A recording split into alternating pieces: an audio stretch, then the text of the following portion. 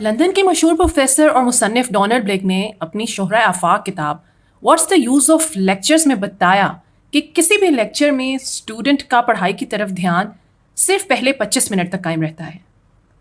25 minute کے بعد student کا فوکس 10 سے 20% رہ جاتا ہے اور آخری 5 منٹ میں فوکس 10 سے بڑھ کر 40% ہو جاتا ہے. سوچنے کی بات یہ ہے کہ اسٹوڈنٹ نے پڑھا تو 2 گھنٹے یا 3 گھنٹے اور سیکھا صرف 30 منٹ ہی. آج کی سائنس بھی ہمیں یہی بتاتی ہے کہ چاہے آپ لگاتار کتنے ہی گھنٹے پڑھ لیں لیکن آپ کے دماغ نے سیکھنا صرف پہلے 30 منٹ میں ہے. اس کا حل بھی دماغ کی سائنس نے ہی بتایا، پوموڈورو ٹیکنیک کی صورت میں.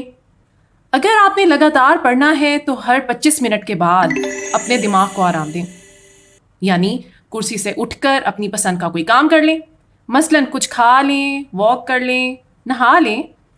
چلیے اب آپ کا دماغ دوبارہ مکمل چارج ہو چکا ہے اور اب دوبارہ اگلے 25 منٹ تک آپ خوب پڑھ سکتے ہیں اور پھر دماغ کو دوبارہ چارج کریں.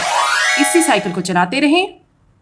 آج سے اس کلیے کو آزمائیں اور خوب فائدہ اٹھائیں.